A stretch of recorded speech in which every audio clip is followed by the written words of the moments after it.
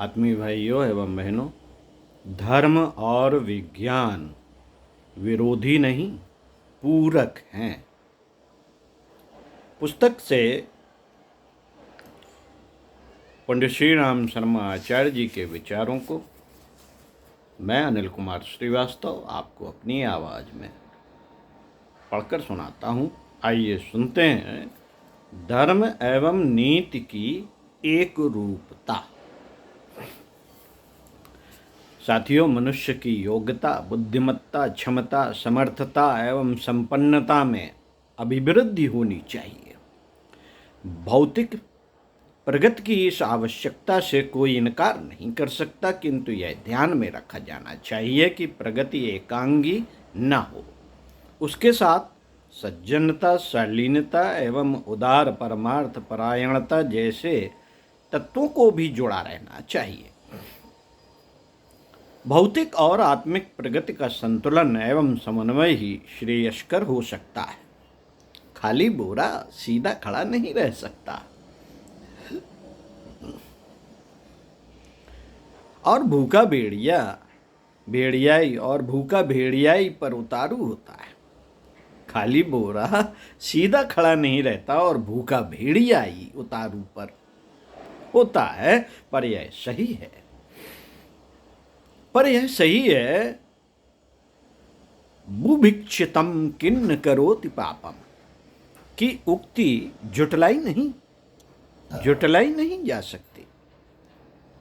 अस्तु, आर्थिक, बौद्धिक एवं अन्य प्रकार की संपन्नताएं उपार्जित करने के लिए भरपूर प्रयत्न होना चाहिए, किंतु ध्यान रखने योग्य बात यह भी है कि एकांगी प्रगति असंतुलन उत्पन्न करती है और उसमें लाभ के स्थान पर हानि होती है। संपत्ति बढ़े किंतु शालीनता गए गुजरे स्तर की ही बनी रहे तो उस वैभव का अनुपयुक्त उपयोग होगा। फलतः प्रत्यक्षतः दिखने वाली संपत्ति परोक्ष रूप से विपत्ति का सृजन करेगी। साथियों, गाड़ी का एक पहिया ऊंचा दूसरा नीचा हो, एक पैर पतला दूसरा मोटा हो, एक हाथ लंबा दूसरा छोटा हो तो कुरूपता दिखेगी और कार्य क्षमता में भी गड़बड़ी पड़ेगी। दोनों में समता रहनी चाहिए। भाई भाइयों में समता रहनी चाहिए। समृद्धि के साथ सदा सहायता का बढ़ना आवश्यक है। सुख को मिल बांट कर खाया जाए तभी वह हजम होगा। एकाकी उपार्जन में हर्ज नहीं, पर उसके उपयोग में उन्हें भी सम्मिलित करना चाहिए जो अपने बलबूते सम्मानित मानव कहलाने की स्थिति में कारणवश पहुंच नहीं सके। अपनी कमाई आप ही खा जाने से हानिकारक अपच उत्पन्न होता है। उद्यत उपयोग और अनावश्यक संचय की स्वार्थपरता लगती तो चतुरता जैसी है। उस संकीर्णता के जो दुष्परिणाम निकलते हैं उसे देखते हुए लगता है उस नीति को अपनाते समय लाभ दिखता भर था, उससे अंततः हानि ही अधिक हुई। स्वार्थी के प्रति दूसरों का ईर्ष्या द्वेष बढ़ता है। यही अपेक्षा किया जाना उचित है कि जिन्हें ईश्वर अधिक बढ़ाए वे अधिक उदार बने और अपनी उपलब्धियों का अधिक लाभ समाज को पहुंचाने में उदारता का परिचय दें। जो ऐसा न करके संकीर्ण स्वार्थपरता में ही निमग्न रहते हैं वे मोटी दृष्टि से दोषी अपराधी न होते हुए भी सृष्टि के उस सार्वभौम नियम को तोड़ते हैं जिसमें अधिक समृद्ध को अधिक उपयोगी बनने का प्रयत्न करने की अपेक्षा की जाती है। धर्म धारणा का प्रमुख आधार व्यक्ति का अपने आप में संयमी होना, सादगी बरतना, नम्र बनना, साथ साथ ही अपनी उपलब्धियों से दूसरों को यथासंभव अधिकाधिक लाभान्वित करना। धर्मनिष्ठा की प्रकृति मनुष्य को इसी दिशा में प्रशिक्षित, प्रोत्साहित एवं परिपक्व करती है। फलतः धार्मिक व्यक्ति अपने और दूसरों के लिए हर दृष्टि से उपयोगी सिद्ध होता है। इसमें व्यक्ति की गरिमा बढ़ती है, दूसरों को उसका अनुकरण करने की प्रेरणा मिलती है, जिनके साथ संपर्क होता है उन्हें सुविधा, सहायता एवं प्रसन्नता मिलती है। मित्रों, समाज में उपयोगी वातावरण बनता है, शांति, स्थिरता एवं प्रगति की संभावनाएं विकसित होती हैं। इसके विपरीत स्वार्थांधता व्यक्ति नीत मर्यादाओं का स्वार्थांध व्यक्ति इसके विपरीत स्वार्थांध व्यक्ति नीत मर्यादाओं का अतिक्रमण करके अपने और दूसरों के लिए संकट ही उत्पन्न करता है। साथियों, स्वार्थ को पाप का आधार और परमार्थ को पुण्य का कारण माना गया है। इसका कारण यह है कि स्वार्थांध व्यक्ति अपने सीमित लाभ में इतना निरत रहता है कि उसे सार्वजनिक हित की बात सूझती ही नहीं, और बहुत करके निजी लाभ के लिए नीत मर्यादाओं को तोड़ने में, लोकहित को चोट पहुंचाने में उसे कोई हिचक नहीं होती। इसके विपरीत परमार्थ परायण व्यक्ति सार्वजनिक हित को प्रधानता देता है और अपना निजी लाभ उसी हद तक स्वीकार करता है जितने में सामाजिक सुव्यवस्था को किसी प्रकार की हानि न होती हो। यह दृष्टिकोण का अंतर ही है जिसके कारण कार्य का स्तर उत्कृष्ट एवं निकृष्ट बनता है। स्वार्थ के लिए पहलवान बनने वाला व्यक्ति कुश्ती लड़ने, दंगल जीतने, दूसरों को डराने धमकाने अथवा अधिक उपार्जन करने जैसे कार्यों में उस बल का उपयोग करेगा। आंतरिक संकीर्णता इससे आगे की बात उसे सोचने ही न देगी। स्वार्थपरता का स्तर यदि अधिक उभरा रहा तो फिर चोरी, डकैती, गुंडागर्दी जैसे दुष्कर्मों में उस बलिष्ठता का उपयोग होने लगेगा। इसके विपरीत यदि परमार्थ का दृष्टिकोण रखकर पहलवान बन गया है तो उस शारीरिक शक्ति से असमर्थों की सेवा, अनीत पीड़ित की सुरक्षा, व्यायाम, शिक्षा, शांति, रक्षा की गारंटी जैसे उपयोगी कार्यों की व्यवस्था बनती रहेगी। यही बात विद्या, धन आदि के संबंध में है। स्वार्थी विद्वान अपने ज्ञान की एक एक बूंद बीछेगा, मुफ्त में किसी को उसका रत्ती भर भी लाभ न लेने देगा। बन पड़ा तो उसकी चतुरता से कोई जाल खड़ा करके दूसरों को बहकाने और अपना उल्लू सीधा करने में भी हिचकेगा नहीं। विद्वान बनना अच्छा है, पर बुरा इसका फैसला करने से पूर्व विद्वान बनना अच्छा है या बुरा, इसका फैसला करने से पूर्व यह देखना पड़ेगा कि विद्याध्ययन किस उद्देश्य को लेकर किया जा रहा है। दृष्टिकोण जितना संकुचित होगा, उपार्जन का उपयोग उतने ही तुच्छ प्रयोजनों के लिए किया जाएगा। स्वार्थी मनुष्य जो पैसा कमाता है उसे अपनी विलासिता में तथा परिवार के लोगों को ही अधिक संपन्न बनाने में खर्च करता है। समाज में फैली शिक्षा, बीमारी, बेकारी, गरीबी आदि कुप्रथाओं को कम करने में खर्च करते उससे नहीं बन पाता। किसी दबाव से, यश लिप्सा से, किसी प्रकार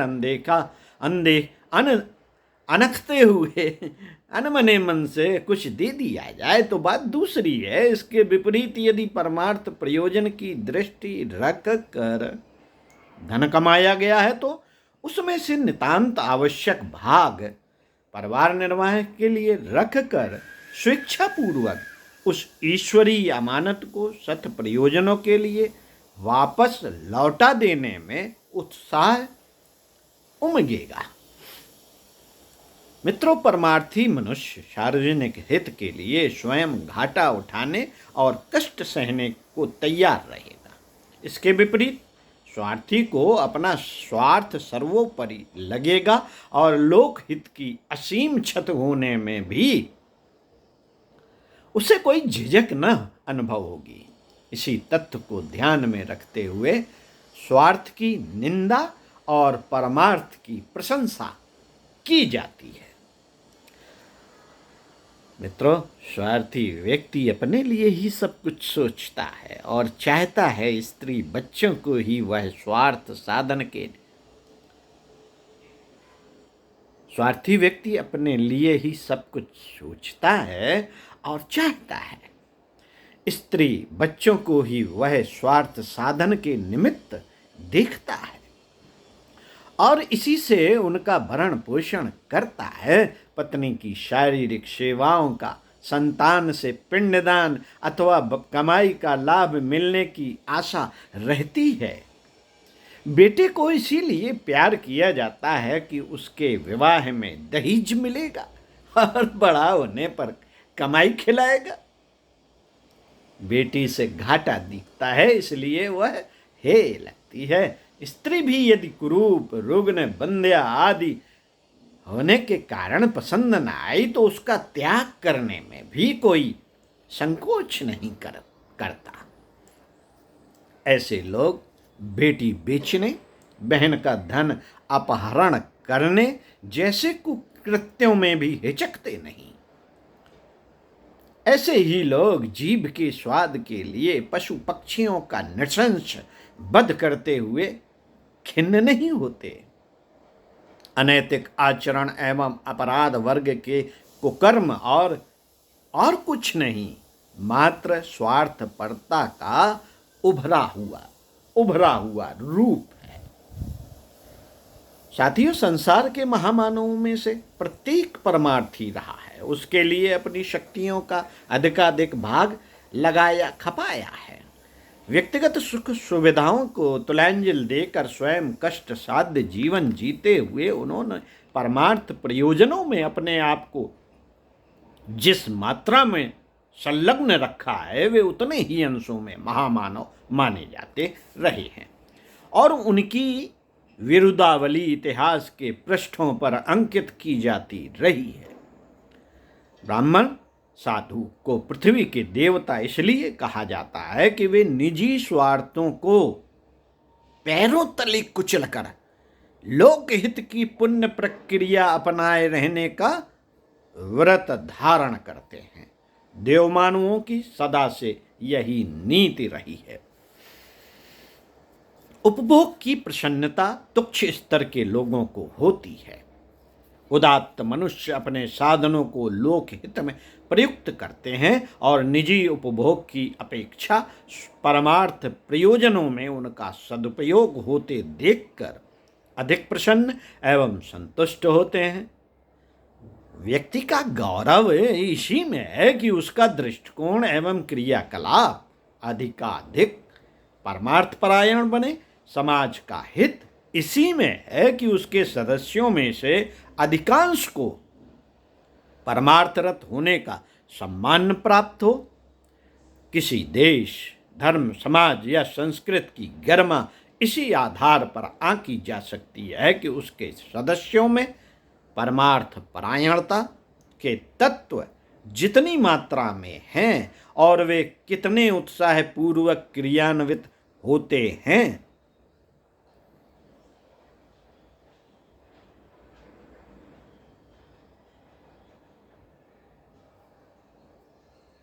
मित्रों, समाजवाद और साम्यवाद के सिद्धांतों में व्यक्तिवादी स्वार्थपरता की भर्त्सना की गई है और उस पर कठोर अंकुश लगाने की व्यवस्था रखी गई है।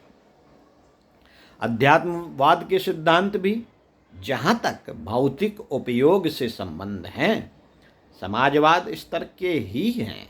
जमाखोरी को समाज में पाप माना गया है और परिग्रह को अध्यात्म सिद्धांतों के अनुसार निंदनीय ठहराया गया है। 100 हाथों से हम कमाएं अवश्य, 100 हाथों से हम कमाएं अवश्य, पर हजारों हाथों से उसे बांट देने का सत्साहस भी एकत्रित करें। दूसरों का दुख बटा लेने की और अपना सुख दूसरों में बांट देने की प्रवृत्ति जिसमें जितनी प्रखर है, उसे उसी स्तर का सुविकसित अध्यात्मवादी कहा जाना चाहिए। मित्रों, उपासना यदि उदारता से विकसित हो सके तो यह समझा जाना चाहिए कि रोपा गया पौधा बढ़ा, फला, फूला और अपने अस्तित्व को सार्थक बना सकने में समर्थ हुआ। देशभक्ति एवं राष्ट्रीयता की शिक्षा आदर्शवाद के रूप में दी जाती है। सेना में भर्ती होकर देश की सुरक्षा के लिए अपने शौर्य साहस का परिचय देने की अपील की जाती है। समाजवादी सिद्धांतों के अनुसार व्यक्ति को समाज के हित में अधिक श्रम करने और अपना निर्वाह औसत देशवासी के स्तर का रखने के लिए कहा जाता है। सज्जनता की परिभाषा सादा जीवन उच्च विचार के रूप में की जाती है। सरकार टैक्स लगाकर अधिक उपार्जन को लोक हित में वापस देने के लिए विवश करती है। धर्म प्रयोजनों में दान वृत्ति को, पुण्य परोपकार को प्रोत्साहित किया जाता है। यह सब मित्रों, यह सब व्यक्तिवाद पर अंकुश और उदार परमार्थ प्रयोजन को प्रोत्साहन है। किस पर? व्यक्तिवाद पर अंकुश लगाने को और उदार परमार्थ प्रयोजनों को आगे बढ़ाने के लिए यह प्रोत्साहन है। धर्म का तत्व यही है। इसी के अवलंबन पर व्यक्ति और समाज की गरिमा और सुख शांति टिकी हुई है। लेखक पंडित श्री राम शर्मा आचार्य। ओम शांति। इसी क्रम में आगे विषय विज्ञान की पूर्णता और अस्थिरता आपको पढ़कर सुनाएंगे। ओम शांति।